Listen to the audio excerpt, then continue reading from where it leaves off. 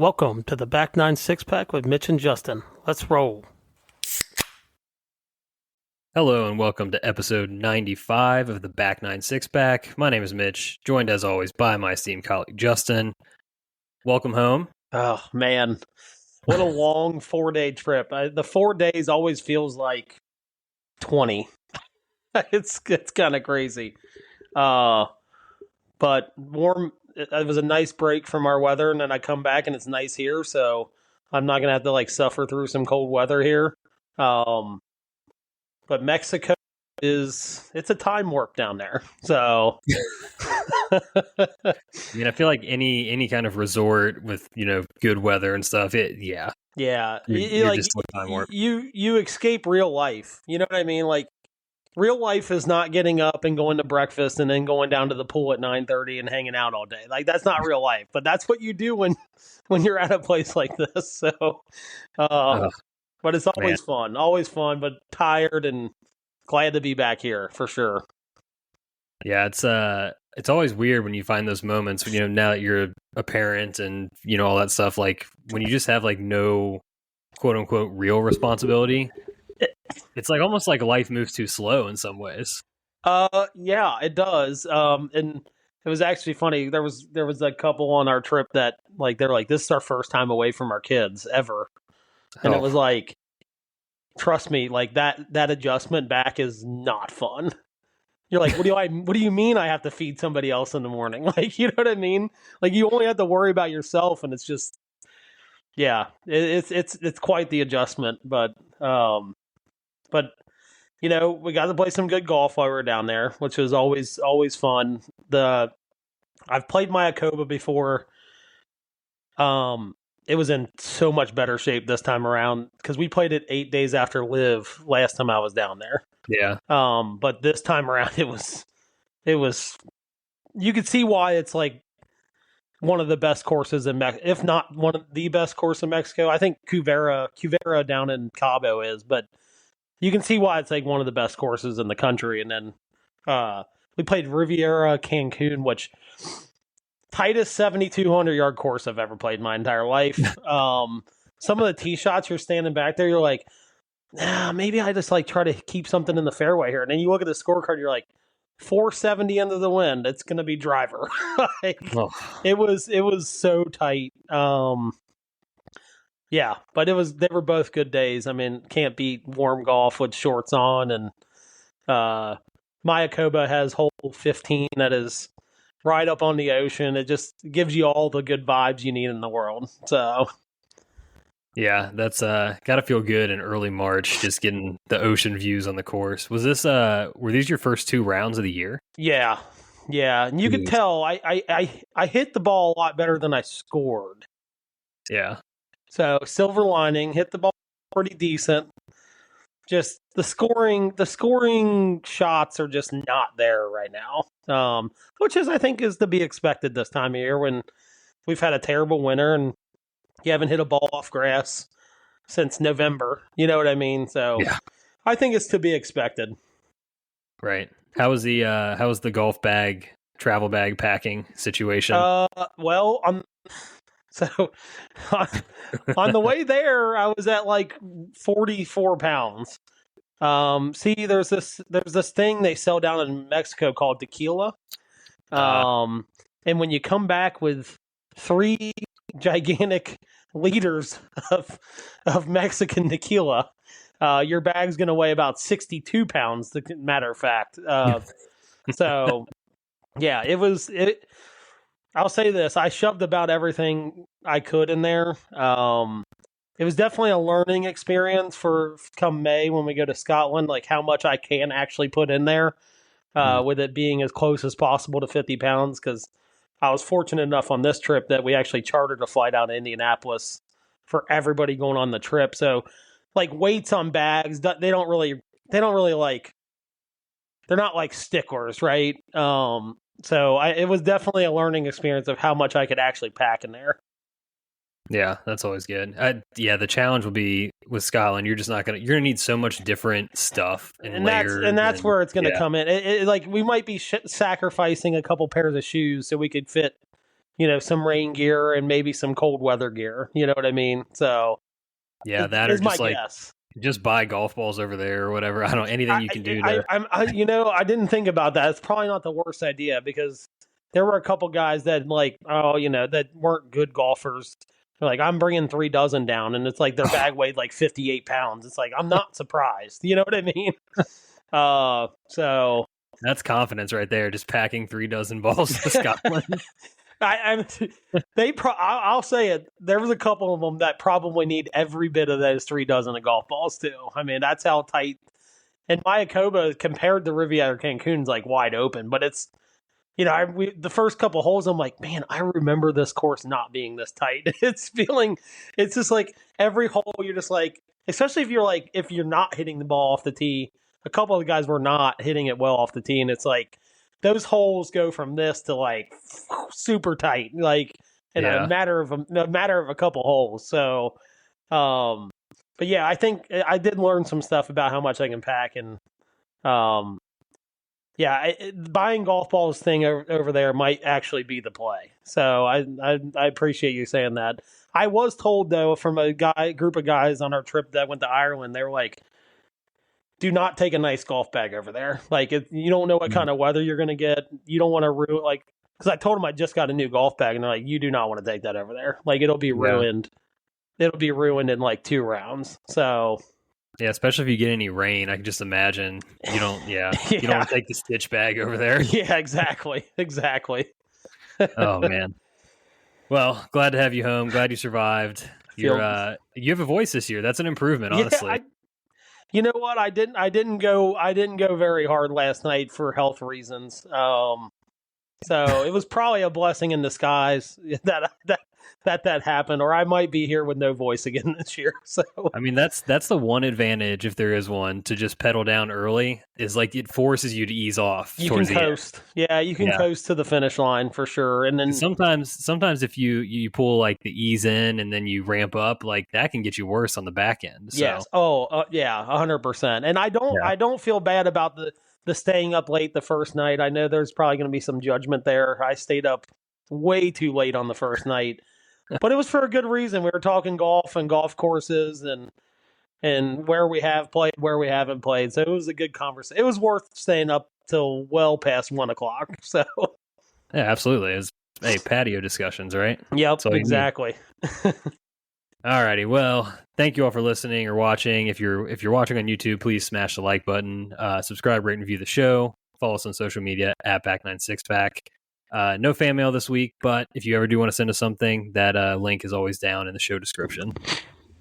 So, real quick before we hop into golf, the bracket is ready. I'm so psyched. The best fictional sports character bracket has been designed. Went through a rigorous seeding process, which we'll get into when we record the show. But I feel overall pretty good about it. I think there's going to be a few seeds that people are not that are not going to be very happy about. I think. Oh yeah, we had some scrupulous opinions on a few characters that I clearly didn't agree with. But yeah, I think other than the seeding, it's going to be fun to hear some takes from people that listen to the episode after it drops. Yeah, and honestly, the seating was so much fun. I underrated how much fun it would be, because that's where like you can kind of see. I think it pretty much gives you a glimpse into like who's going far and whose bracket. Yeah, pretty sure. And yeah, it was so funny to go like just a sneak peek. I went through and kind of figured out like, okay, how many times did a certain person rate a character like 20 spots or more off from the median or whatever. And I highlighted all of them in the thing. And Nick's entire, like half of his row of characters is like massive variations from the median. So if you have any weird ranking issues for people listening out there, please go ahead and blame Nick. Because he was the most egregious ranker of the most of it. Well, I told you, I said, I was like, I thought we were going to have to keep your no watching ass, in line with some very bad takes, but we were pretty close in some of the rankings we did. I think it was, other than a few, we kind of had like some of our favorites were pretty similar, and then some of our not so favorites were pretty similar. So yeah, Yeah, I think even though I maybe haven't seen all these or watched, everything all the way through, there's like a level of like, the culture, like you put the pop culture aspects of a lot of these things. Yeah. So there's like, I can appreciate that like something's probably more popular than, Oh, or a character's 100%. better And than I don't think. think there's like, I mean, like, there's not like a ton of bad characters that I'm like, oh, this person's bad. It's just like I like these people better than I like these people. So Right. I can appreciate someone having a different opinion for sure. And that's the best part of this. It's a stupid made up bracket. Yeah. Like, who cares? It's just going to be about having takes and, talking shit with the boys. So Yeah, it'll be I fun. think I don't know if I said this in the text chain, but I said that Nick is the big conference, commissioner that's like trying to get their team that was like 6-11 into the tournament when we all know they should probably put some mid-major in over them as an at-large. That was Nick. That's how he went. That's how he went about his rankings. Yeah, he's like I don't know. He's like Larry Scott or something. From Yeah, the now dead Pac-12. He's trying to shoehorn Oregon State into the tournament. Like a 6-11 conference record. Oregon State, who just so happened to make like the semifinals in the conference tournament. That's who he's trying to get in the tournament right now. So. Yeah, 100%. Oh man! All right, so everybody stay tuned for that. Our plan, look, knock on wood here, we're going to record that tomorrow night, which is Tuesday, March 11th. Should be out later this week. No promises on the day, but we'll get it out there. Yep. All right. I know you probably didn't see much in golf this week. I saw a little bit on Sunday when we got done. We went into the clubhouse and we had about 45 minutes waiting for our bus. So I saw a little bit, but not a ton. I got a couple nominees for best things I saw in golf this week. Did you catch the Cam Young thing? No, I didn't. I heard about it, but I haven't seen enough on it to have an opinion, I guess I should say. Yeah, so Thursday morning they're teeing off at the Arnold Palmer. He has his AirPods still in, unclear why. But it's a funny picture, like, took kind of X by storm of him with an AirPod. He immediately pumps his first tee shot out of bounds and makes a triple on the hole while wearing an AirPod. Like, so a lot of memes were flying around about like, who among us hasn't been in this situation, at 3 p.m. on a Friday or whatever. No, and we know a guy that wears an AirPod all the time to take phone calls on the golf course. So it's about the same. Yeah. So I haven't seen any follow up. I don't know if he like left it in from his warm up session or if he was supposed to do some sort of like. But how? But that's okay. So I'm like, I don't think he did it on purpose or anything like that. Like I saw some takes that were like, oh, like, like you can have like a metronome in your ear and things like that. But I'm like, the dude pumped it out of bounds. Like it clearly didn't help him. You know what I mean? But yeah, I just don't understand how you don't feel that in your ear when you're like going to tee off. That's what I'm just confused by, I guess. Yeah, I mean, I own AirPods. I've owned a million headphones. I'm always keenly aware of when it's in my ear. There's never a time where I don't know it's there. So either he knew he had it in, or he is one of the 8 people in the entire world where his AirPods perfectly fit in his ears. That could be true. In which case, we should be jealous of. Good for Cam. Yeah, that was just a funny moment. The other thing, which was really cool, like we've mentioned before, PGA Tour is doing a lot better job on the social media stuff. They posted a video asking some players like if they could have one mulligan in their career, what it would be. Just really fascinating to hear all of them go through it. I think one of JT like mentioned, I think it was a shot at Bellerive or something where he thought, had he, I think it was a wedge, like he dumped it in a bunker or something, and had he not done that, maybe he could have like caught up to Brooks or whatever. I don't know. So that's one I would go seek out if I'll have to watch that. I've not seen a ton of of social media this week, but I'll have to watch that one because I bet there's probably some pretty fascinating answers in there. Yeah, because we all have those shots. So yeah, 100%. I think we've had that discussion on here before. So we have. I'll tell you, my favorite thing I saw in golf, the little of that I saw, Keegan Bradley's 64 on Sunday was unbelievable.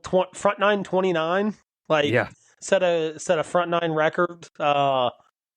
Captain still has it. Okay. Yeah, I mean it's going to be very interesting if he continues it. I mean I don't know what to make of it or if it's sustainable. I mean he's already said he's not going to pick himself, so like So he's it would going to be have to qualifying. automatically qualify. Yeah, and at which point I don't know. Like I guess if you qualify, I'll ask you if you qualified, would you play or would you recuse yourself? No, I think I would play. I don't, I might play one session other than singles, right? But my only thing with that is you kind of lose the experience of being a Ryder Cup captain by playing in it too. You know what I mean? Yeah, Like you're coming down the stretch on Sundays and singles, like kind of want to be on the course and kind of pushing guys along. Whether you have a lead or you're trying to come back. Yeah, I guess now I think of it that way. I would probably sit it out. Or maybe I would play just the singles. I don't know, but it would be hard to pass up knowing what happened 2 years ago, especially in his situation. It'd be, if I was in his shoes, it'd be very hard to give up my spot that I've earned just so I could be the captain. yeah. I think I don't think that the goal. How do I want to say this? The captain job, like the golf doesn't distract you from being captain, but I think being captain would distract you from being as good Yeah, as you could at I golf agree with doing, that. Yeah, if yeah, that I makes agree with sense. that. So like I feel like if you do qualify, you'd have to have some. I would try to have contingency in place. Be like, all right, I guess Jim Furyk, whoever it is, like you're up. Oh, You got to be Lord. captain. Oh, And at no. that point, it's like, what is really the best for the team? I don't So know if that would trigger me more, or Russell Henley being on the Ryder Cup team would trigger me more. Henley's going to be on there. I don't know what you're talking about. That's a really really good segue, by the way, because Russell Henley won the API Arnold Palmer Invitational this week at 11 under. It's his 5th career PGA Tour win, first time since 2022. He's been a top 20 machine for about 5 years. It feels like at this point. I know, but and I don't say he clinched his spot, but it's probably pretty dang close to him solidifying his spot on this Ryder Cup team. I know we got a lot of golf to play, but yeah, did you read the agenda? I did not. I didn't think you did. Do you want to take a guess at where Russell Henley now ranks in the world in the OWGR? If you're saying that, he's definitely top 10, and it's gonna. Okay, I'm a betting man, so I'm gonna kind of cut the middle here. Not 5, but I'm gonna go 6 in the world. Oh, so close. That's a good guess on Price is Right. 7th. Oh, okay. Okay. I knew it was gonna be shocking because you brought it up. I'm like, it's definitely top 10 then, because that look, I get it. I mean, so that's why I'm saying he's probably, I know he hasn't locked it up, right? But the guy just doesn't ever play really bad, I guess is the better way to put it. Yeah, he's probably got one of I don't know about highest, but one of the safest floors on tour. Yeah. Oh, I'd agree with that. Yeah. His game travels everywhere. Dude. Yep. Yeah. But yeah, he trailed by 3 at one point on the back 9 to Morikawa. We'll get to Morikawa in a minute. But there were two-shot swings on the back 9. On 14, Russ made a birdie and Morikawa bogeyed. And then on 16, Russ chips in for an eagle and Morikawa pars, giving him the one-shot lead. So, yeah, I mean, it was nails down the stretch, really. Man, poor Colin. It feels like he's getting it back, and then it just. And look, I will take my bad take, and I will own it. I said that I didn't like him on this course because it's a bomber's course. But if he hits the ball like we know he can, that doesn't matter. Him being shorter doesn't matter. It's the problem is he hasn't hit the ball like he did this weekend in a really, really long time. Yeah. Bay Hill played, either the Bombers didn't show up or it just played different this time. Yeah. Because if you look at the Russ Henley wins, Morikawa in second, Corey Connors third, Michael Kim has picked up distance, but still doesn't. I don't know. He feels to me more still kind of like a plotter Yeah, they're player. not. Those guys are not the longest hitters on tour. No, They're and not then even close. Keegan Bradley T5 and Sepp Straka T5. I mean, Yeah. these guys are all like accuracy iron player, Yeah. like primo ball strikers. It was just wild to see that that's how it shook out. Yeah, that is surprising. Because like the last 4 or 5 years, it's been like, how far can you hit it because the rough's super thick, and it does. You want to be up as far as possible. Because there are some tighter tee shots out there for sure. I mean, 18's fairway is not that wide, and you cannot be in the rough coming into that green. So, unless you have a wedge in your hand, like I think Bryson did when he won it, it was like, oh, I'm in the rough, but I have like 130 yards in, so it doesn't really matter. Yeah. But yeah, that is surprising. That leaderboard is definitely surprising compared to the way it's played. Yeah, no doubt. Morikawa, is he developing a bit of a closing issue? He might be catching the Xander bug, maybe. Except for he just won a couple majors early, and then now he's doing it. Yeah. His last win was 2023 at the Zozo. Yeah. Before that, the 2021 Open Championship. So we're going on, it's over 2 years, and the Zozo, I think, was like a limited field, kind of a goofy tournament. He had that like 5-shot lead that he blew at the Century a couple years ago. Yep. This is a 3-shot lead on the back nine he blew. Yeah, I don't know. Well, I think we've mentioned this on here before. Like, look at the list of guys that have won like 2 tour sanctioned events, like legit events, in the time that he's won his last. Like, I don't count the Zozo. I don't. It's like a limited field thing. It's almost an exhibition essentially. But like, there's guys on there like, that your Nick Taylor's on there, for God's sakes. Like, he got left off the freaking President's Cup team last year for the international squad, and he's won twice since Collins won his major. So yeah, it's he might be developing something mental that is it's not good. Yeah, I mean, I don't know how to win a tournament. It's not my job, but that's also why we're sitting here doing this and not, not at the Players this weekend. Right. So, from like just like a watching and a fan perspective, it almost seems like he's just doing the trying not to lose thing, right? Yeah. Instead of going and shutting the door. I mean, his like the approaches he was hitting down the stretch were very conservative. You don't expect a guy to chip in for eagle, but like at the same time, where they teach you in match play, like you expect the other guy to make whatever that shot is. Yeah. So it's like a little bit of bad luck, but also like at some point, like you have to go win it, right? Yeah, I don't disagree with that. I mean, yeah, that I get from the little bit I saw on Sunday. I kind of got that feeling of like he was just trying not to make a big mistake. And we all know, if you've played any sports in your life, I feel like if you're trying not to strike out, like that's all you're trying to do, you're going to strike out a lot. Like, it's just kind of one of those things, so I could see that. That's a good way to put it, I think. Yeah. I don't know. I think it's in him. Obviously, he's a supreme talent, but yeah, I mean, he won so early on, especially majors. Like it's there. It's just a matter of getting over that hump again, unfortunately. Yeah, it's one of those things when it's like a guy like him comes on the scene and you don't know what you don't know, and you just go out there and everything's easy. Yeah. And then all of a sudden you start to build scar tissue and it just gets that much harder every time. Look at Rory in majors. Yeah. 11 years now. Yeah, when it was like a carefree young guy out there just like ready to beat everybody up, and it was like he won majors, and now it's like, he's got a lot of scar tissue behind him. So yeah, it does. Yeah. I mean, it does build up after a while. Yep. Well, I went through the top 5 already. Did just want to double shout out Michael Kim, who again just is like on an all-time heater here. I mean, part of me wants to take him at the Players. I don't know. We'll get there. We'll talk about it. We'll talk about it. Other notables in the field: T11, our boy Scotty Scheffler. He's for sure winning the Players this week now. I mean, it might as well just. Do we even play the tournament at this point? Is the real question. No, he lost. I think he lost like 5 strokes putting. Oh my.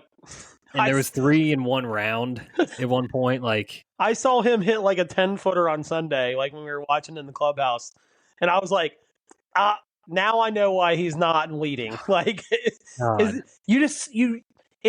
I could watch him like body language, not see the ball or anything like that, and just on the putting green, I would tell you whether he's leading or he's in 8th place, because that's realistically what happens with him. It's like he either wins or it's like at least a top 20. So The crazy thing with him too, though, is like Friday, like after the 3 strokes lost putting, I was kind of like, oh, this sucks, whatever.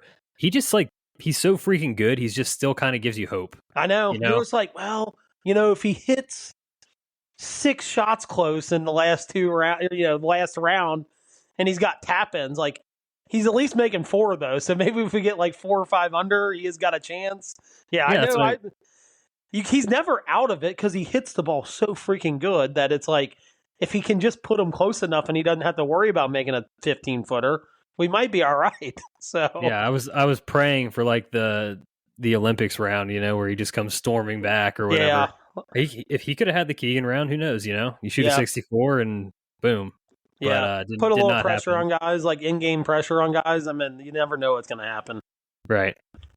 T15 for Rory, just kind of like a throwaway week. He was just kind of never around. T22 for Ludwig.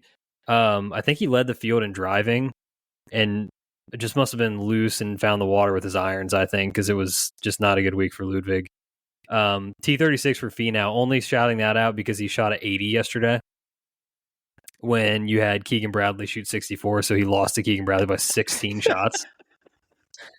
JT was also T36. I don't know. This course never feels like a fit for him, but former Players Champion, so who knows what could happen next week. T40 for Xander in his return as well. Just kind of never really had it from go, seemed like, but battled back to make the cut, keep his cut streak alive, so good on him for that. And then a few miscuts. Our boys, Max Homa, Sahith Theegala, just still both on the struggle bus bad. Specifically, I feel like Max has been on it longer than Sahith. I mean, Max is starting to make me a little terrified of like what is becoming of his golf game. I mean, I love him to death, and I want him to be like, but it's like these guys. It's funny. Like you'll see them 2 weeks. They might have a stretch of like 3 weeks in a row where it's like, okay, it's not been good, but like at some point, like in a 4 or 5 week span, they have that tournament where you're like, oh, okay, like maybe they're finding something. He seems like he's going through like a JT 2-year slump phase right now, and I don't like what we're seeing out of him. I mean, it's tough because like he's already been through this in his own career, right? I know. Like he lost his card before, had like a ridiculous miscut streak in there, and kind of saw the depths of it all. So I'd really hate to see. I'm worried. Let's put it that way. Yeah, I'm very worried about him. Yeah. Someone else I'm worried about, Victor Hovland. I think he's so lost. I think he's. It was funny. He fired that coach when he like seemed like he was like. And then he wins the Memorial, and then like fires him like a month later, and it's not been good ever since that's happened. For the record, I mean, he won. Let's see, he won the Tour Championship not last year, but the year before, and then it feels like. But that was that year. That was the year that he like. But he fired the coach like. It was probably like a couple months before that or something like that. But then he won the Tour Championship, and it's like okay. But then it really hasn't been good since he's won the Tour Championship.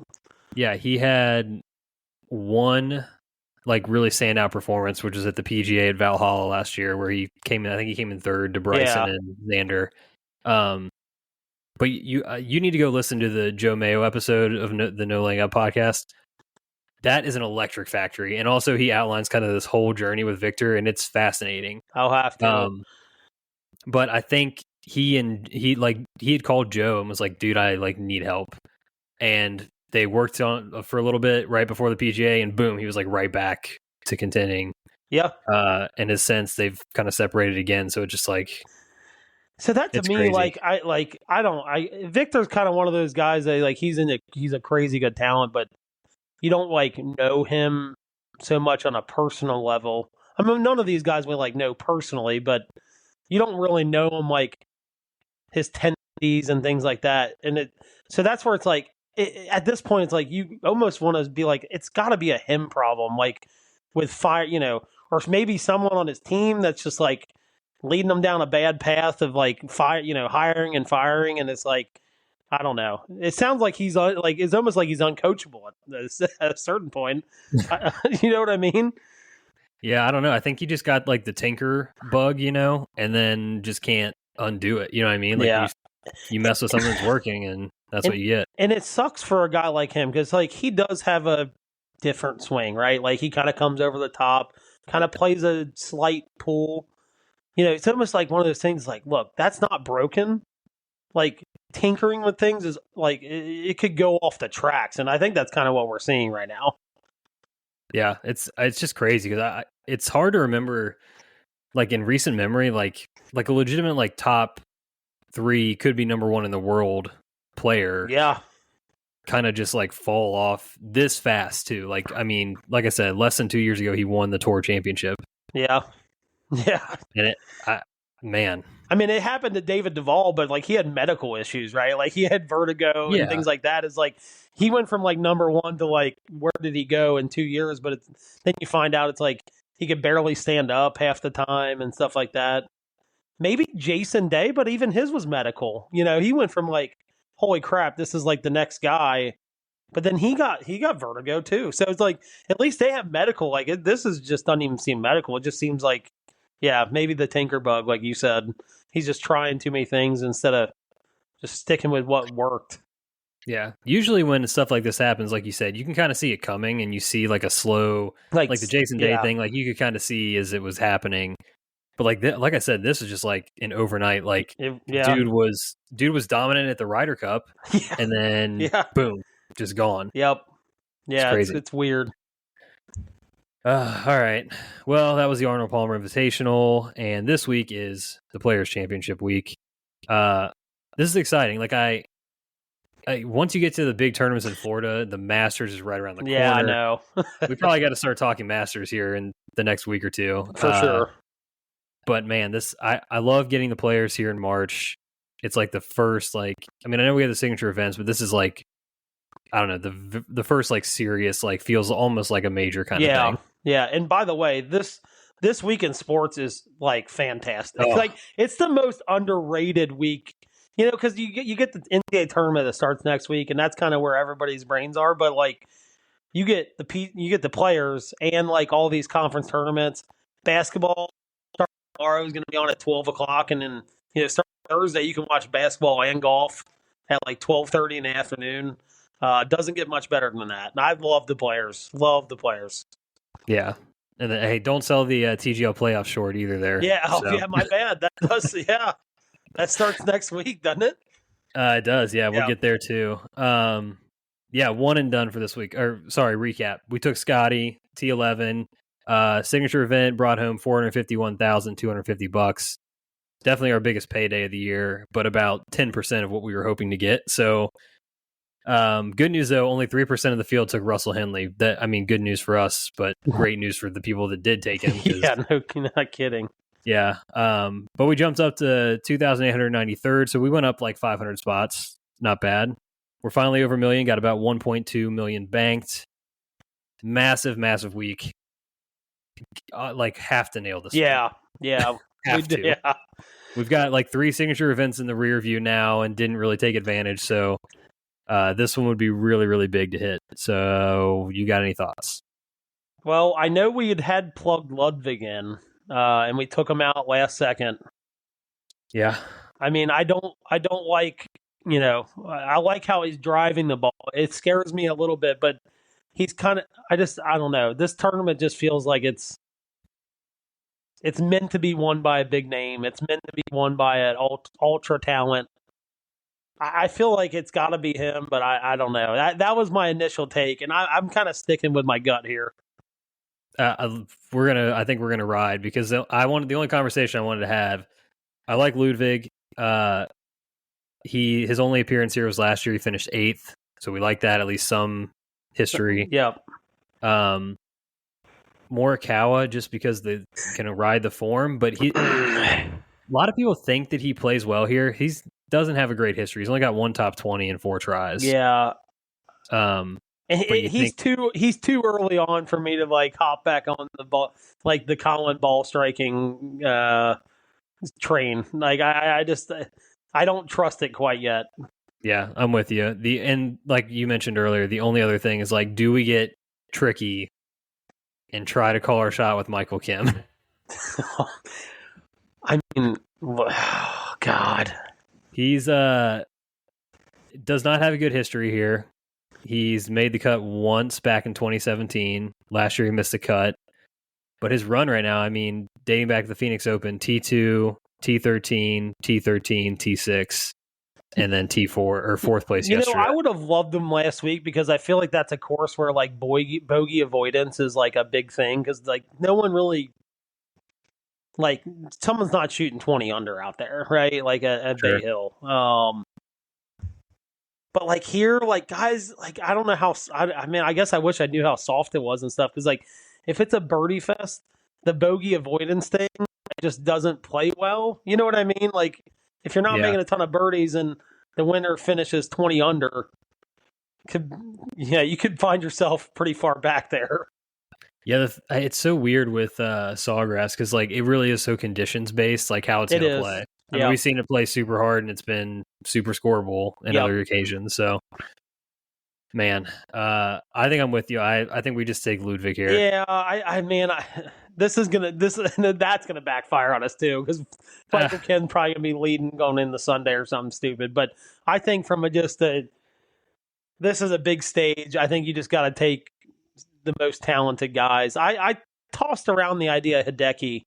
So that's another one. I just went past his name. So he's another guy who's got a good history here. T6 and fifth in his last two. He's got a T8, a T7, a T22. Playing decent golf. He hasn't peaked since he won back at the Century. And doesn't just this feel like a tournament that he's just kind of like trucking along a little bit, and then it's like the first big tournament's like bam, win. Like I know we've had elevated events and things like that, but like as we talked about, the players consider this the fifth major or whatever. It's a little different level than the elevated events. It just feels like then he would win, but my gut immediately went to Ludwig. Like that's fine because that's where mine went to. So we can ride it and we'll flame out if we do. Yeah. Who cares? All right, Ludwig Oberg, the official Back Nine Six Pack one and done pick of the week. Gonna go get us like $4 million or whatever it is. I don't even know what the purse is anymore. It might be like 8. Who even knows? Seriously. So there's one and done. TGL playoffs. They're off this week. Smart planning on their part, taking the players' week off. But next Monday, St. Patrick's Day, we've got LA versus New York, 1 versus 4. I'm imagining LA is going to probably roll them, but as long as Cam Young doesn't have his AirPods in, maybe. Yeah, who knows? They might. I don't know if they'll bench him or not. That'll be the fascinating thing. Who gets benched in the playoffs? Yeah, that's going to be interesting. But I just don't want to, as the one seed and the president of the LAGC fan club. I just don't want us to flame out as a one seed like we see so many times in the NFL playoffs. Oh, yeah, that'd be tough for you. I don't want to see that. You don't want the Packers like voodoo on them. Yeah, like New York becomes their 49ers. Or their Giants. Yeah. Oh, yeah. I like that. And then Tuesday, March 18th, we've got my Bay Club. I've always been a Bay fan. Never let anyone tell you differently. Lifelong Bay fan. Is taking on Atlanta Drive. I think Atlanta Drive's the one team people were like, no. Yeah. Keep them away. Like, get them out of here. Yeah. I've actually grown to like Billy Ho a little bit. Like I think he seems more genuine now than he used to be. But like the over the top dancing and stuff, I can't do it. Like I can do it for one more match, and then after that, I'm out. Like they cannot be in the finals. I just can't. I love JT, but man, the Patrick Cantlay just like that ruins it too. Man. It just kills it. You can only root for Patrick Cantlay at Ryder Cups. That's like the one time. Yeah, that's it. You don't feel like dirty doing it. Right. Oh man. Okay. Well, we'll pay attention to that and see what's going on. Good luck to LA and the Bay Club. Let's get a championship match. That's what we're hoping for. The Battle of Cali. last thing, just a couple golf art. There's been a big week for like golf journalism. Kind of something I like about Players Week because it feels like, since all the tours around, all the writers are around, like there's a lot of stories that just kind of pop out. But all three of these I heard mentioned on the No Laying Up podcast this morning too, and so I just want to shout them out because I went through and read them. They're really fascinating reads if you're just like a fan of the game and a fan of the PGA Tour overall. Eamon Lynch had a Q&A in Golf Week with Jay Monahan. Just really interesting because like you basically only get to see him. He would basically do like a talk, like a state of the tour kind of thing at the Players every year. So just fascinating to hear him kind of go through question by question and actually answer them. So I go give that one a read. Joel Beal had a great article in Golf Digest that is like apparently the talks between the PIF and the live golf and the tour and all that stuff have kind of soured after all this stuff about like we're close, we're getting closer. Deal. Yeah, we had the announcement they visited the White House, and now it's like, oh yeah, things are popping, we're good to go. So it sounds like it's quoted as a source saying that it's a stupid game of chicken, and it's basically just like all about egos getting in the way of one another. And I'm not surprised by that, et cetera. So, and then Rory was quoted this week at API and saying like it feels like it's farther away than it was before. Yeah, I saw him say that. Yeah. So who the hell knows what's going to happen? Still wild that like they went on CNBC on like in June of 2023 and we're like, oh yeah, we're making a deal. Yeah, we're making a deal. The whole thing's over. Pissed a lot of people off in the process, by the way. Yeah, and we're coming up on 2 years since that announcement was made. Oh my gosh. Just horrible. So that's a good update on that. And then also Adam Schupak had a story in Golf Week as well. I guess the tour has been testing, like doing a little bit of testing of the new rollback golf balls that are supposed to go into play. Okay. Some guys are not happy. Not surprised by this, but let me guess. Brian Harmon is one of them. I mean, the guy hits it, can't even hit it out of his shadow with the real golf ball. The rollback one, he's going to be hitting like 235 off the tee. Yeah, so that was kind of his thing. Was like, I guess he was saying that it's like a unfair advantage because it impacts the shorter players more than it does the longer players. I guess the way the golf ball operates or whatever. I don't know how you want to say it, how it plays. But just a lot of bad takes in that article. If you want to just go read if you want to hear some privileged people talking about how they're going to get their whatever taken away from them, go read that article. It's all the classic, like,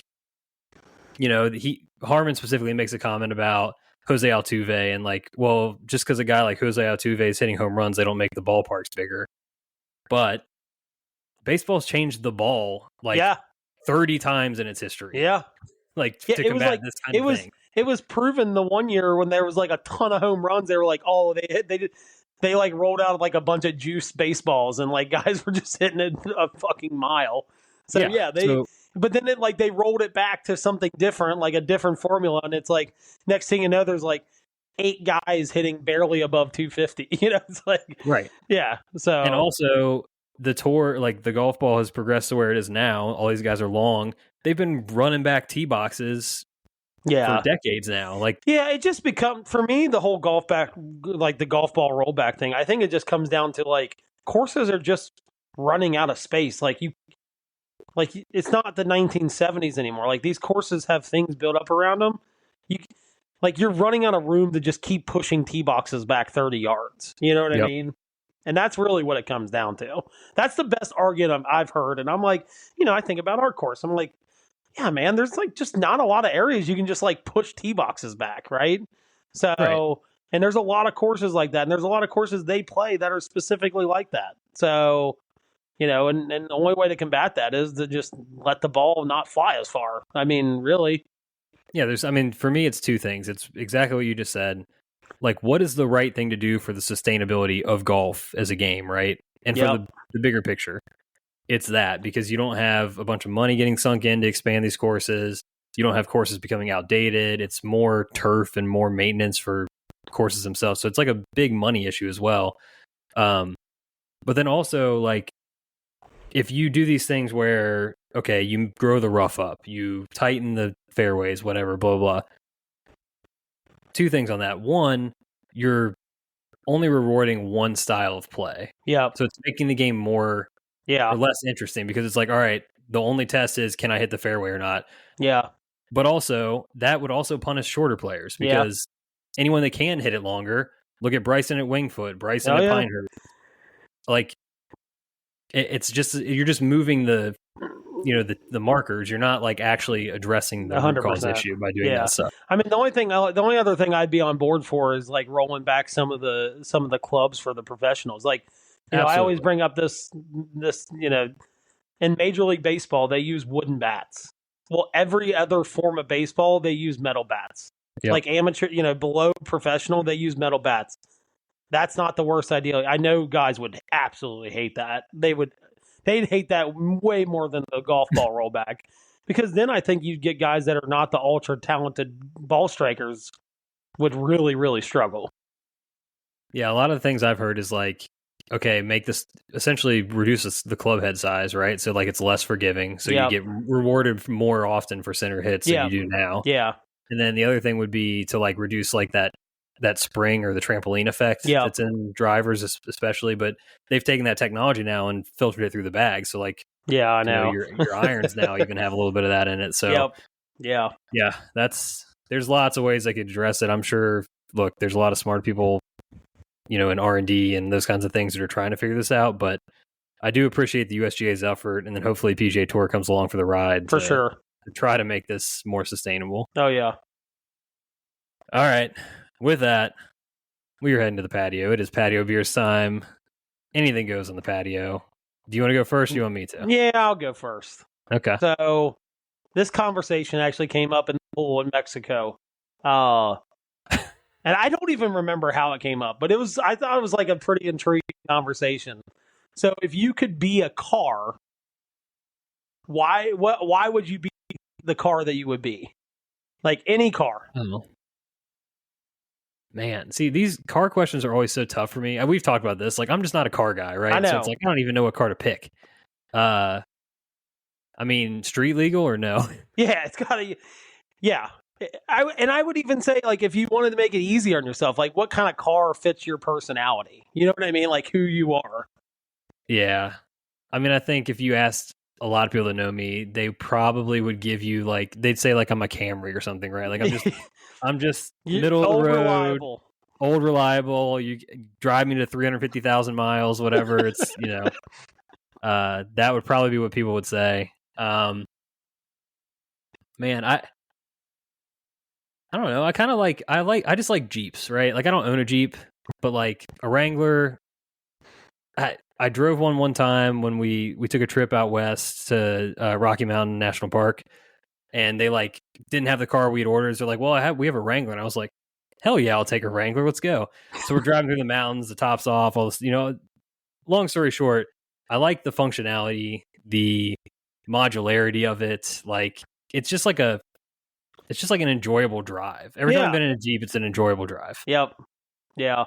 So similar, not same car, but like, I guess similar is like, I would guess, like, personality wise, this is what I said. Personality wise, I would be like that super unaffordable sports car that your wife hates that you got, but then you're like, oh, it's fun though. Like, you know what I mean? Like, she gets in it, you're like, oh, this is a lot of fun. Like, you know what I mean?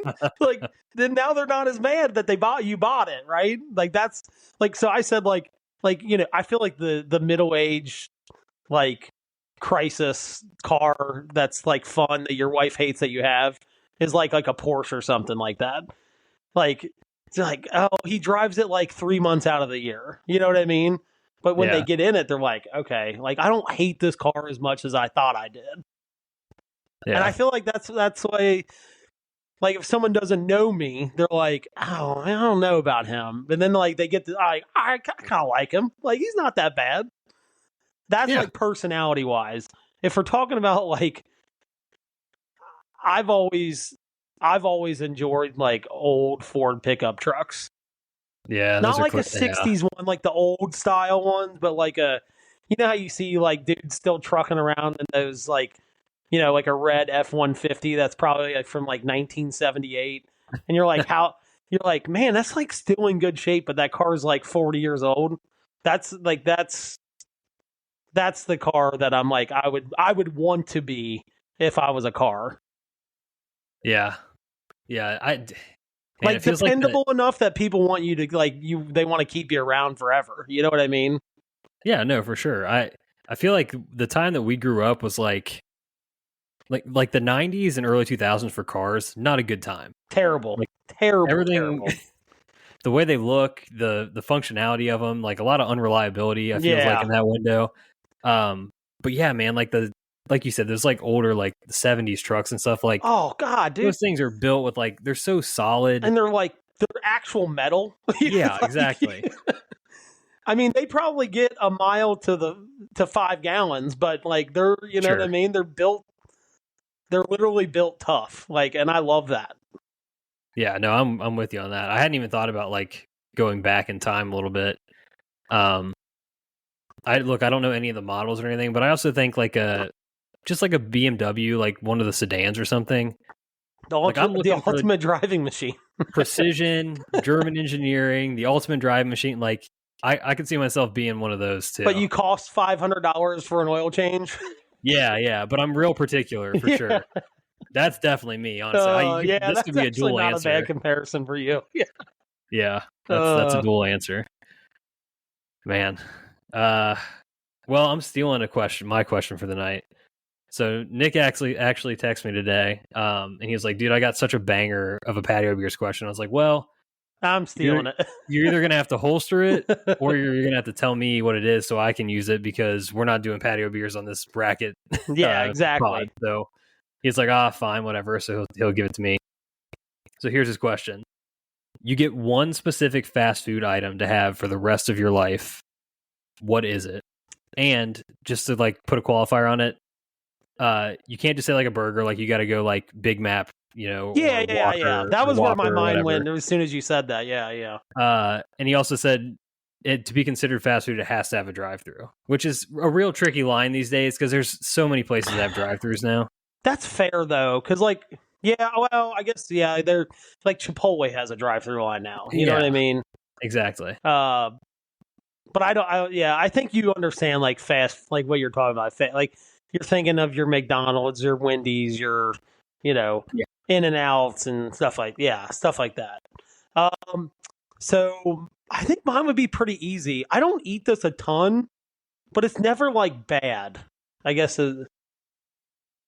like I just want like an RB roast beef sandwich. Oh God. No.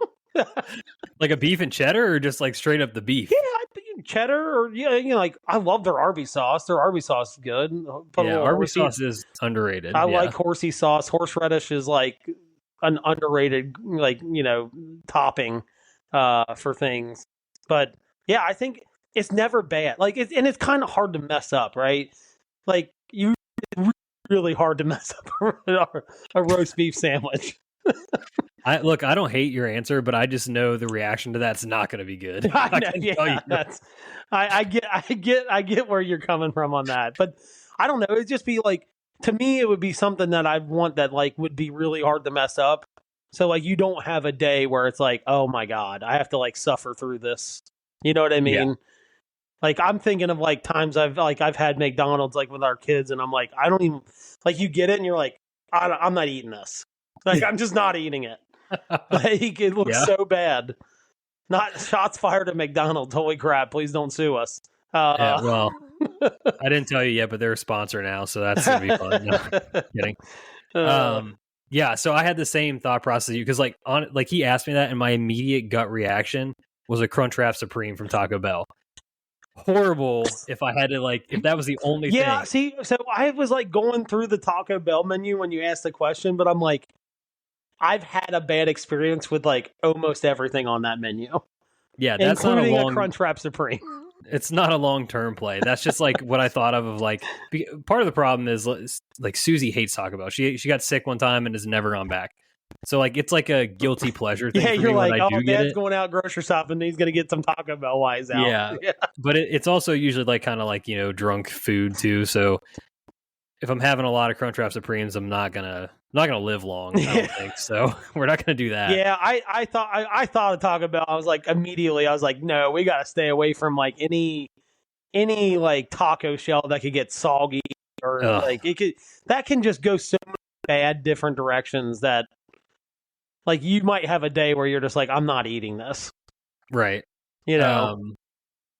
So that was one thing. Another one that as a recent, a born again Chick-fil-A fan, the spicy deluxe like always hits. It's good.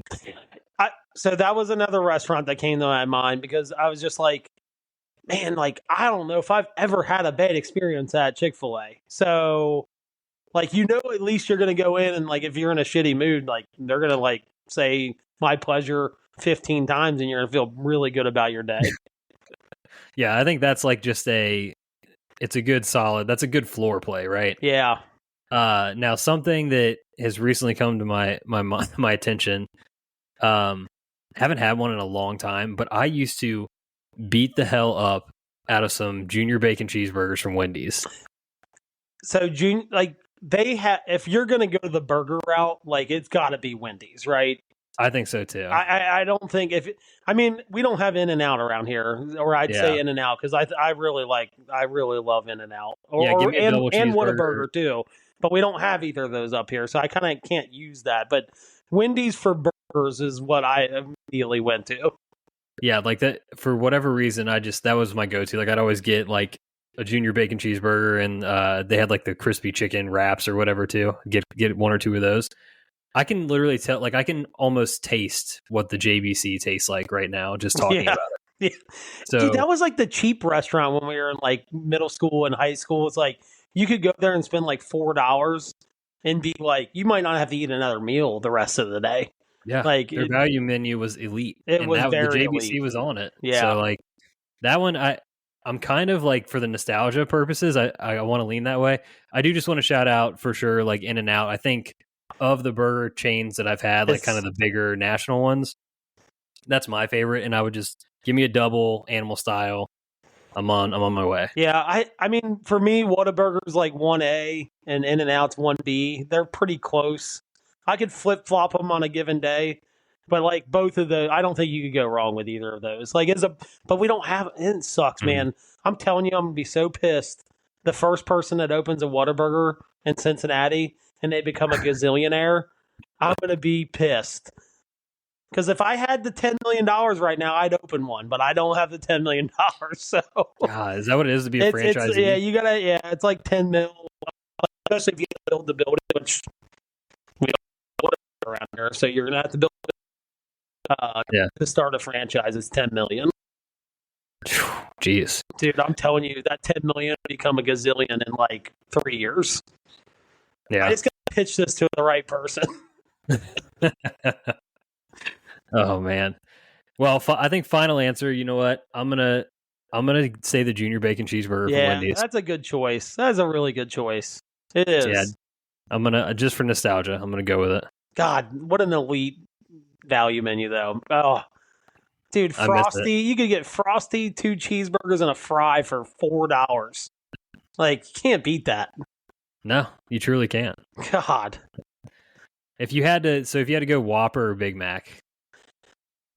Only because, dude, I've never been a big Burger King fan. It'd have to be a Big Mac. Yeah. Have to be a Big Mac. I agree. Because sometimes you get a Big Mac and it's elite.